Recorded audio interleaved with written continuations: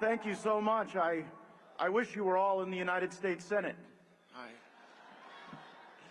I wanted quite badly to be your next Attorney General, and to be nominated by President Trump for that position was indeed the honor of my professional life. And I view it greatly as a validation of the choice that the voters in Northwest Florida made over and over again to send me to fight for them. But some things don't go according to plan.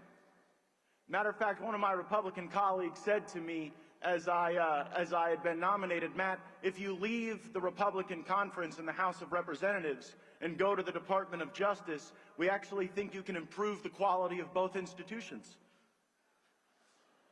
But I saw the writing on the wall, and that my nomination would cause a delay of the important work that we see ahead.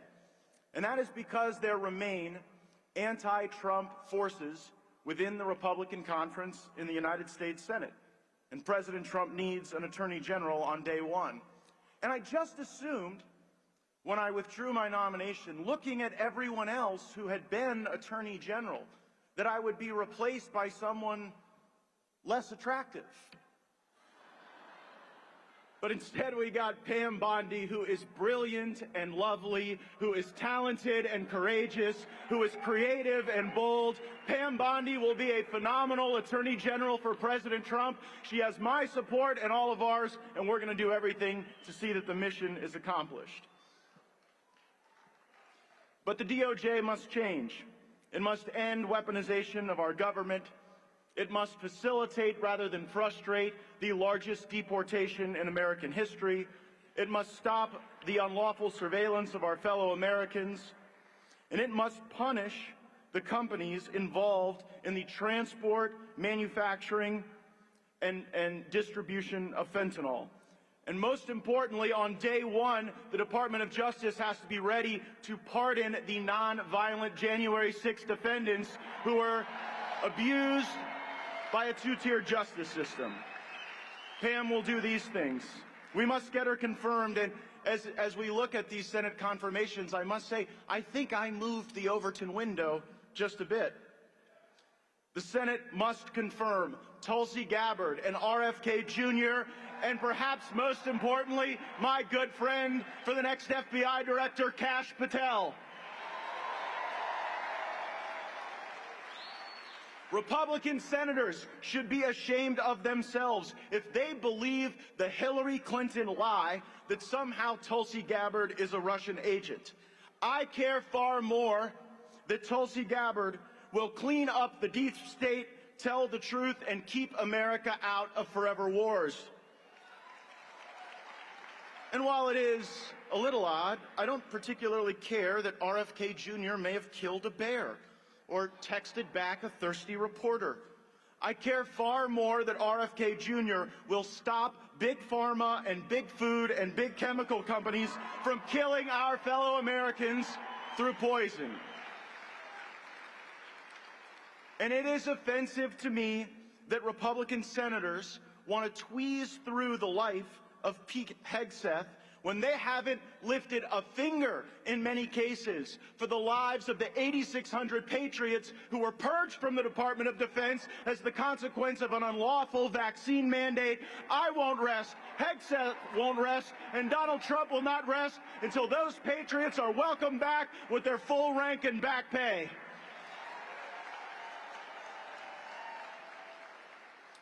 Republican senators, we, the voters of this movement, will not accept the answer that you voted for Joe Biden's nominees, like Lloyd Austin, but refused Trump's.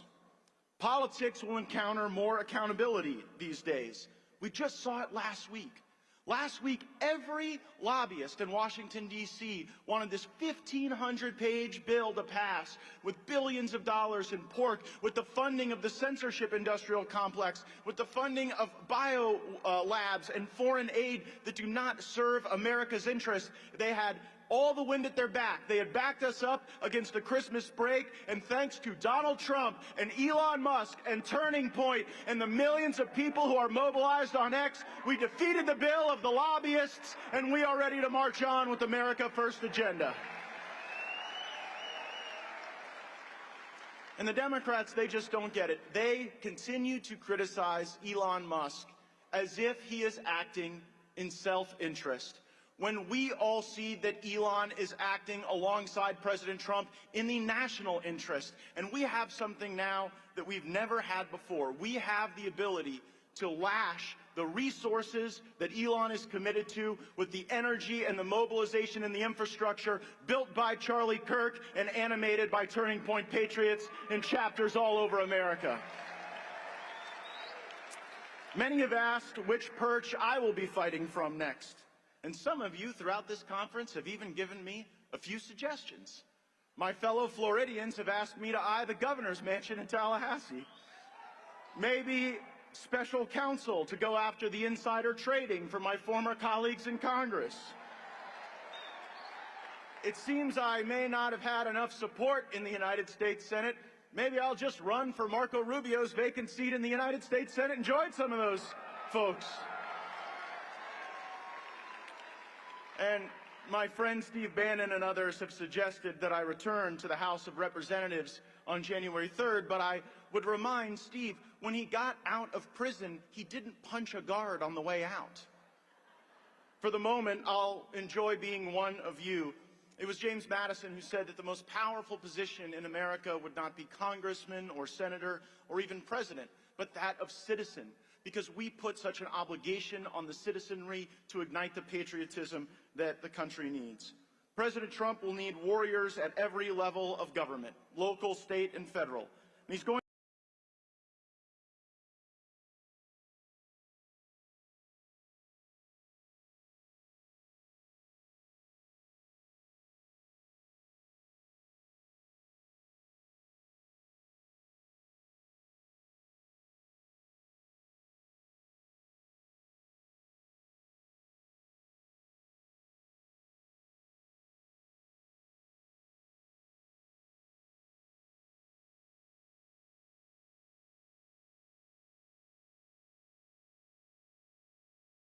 going forward, or to limit the repression of our reach and our discussion. We have to go and remediate the censorship that they've already done to One America News and to so many other entities that deserve to be a part of what we are building and what we are doing.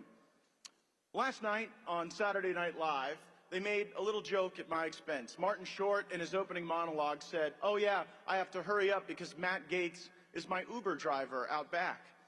And I got to thinking about that. Think about being so disconnected that you would sit there with the Hollywood elites while trashing the people who drive Uber and actually work for a living every day. So, this is a movement for winners. The greatest one will be taking this stage in just moments. And from the bottom of my heart, thank you to everyone out there who knocked on the doors in the swing states, who registered the voters, who chased the ballots, who made the calls on Election Day. You deserved this victory. You earned this victory. You fought for it, and now it is time to get up, stand up, join together, and to fight for this country we love. Thank you all so much.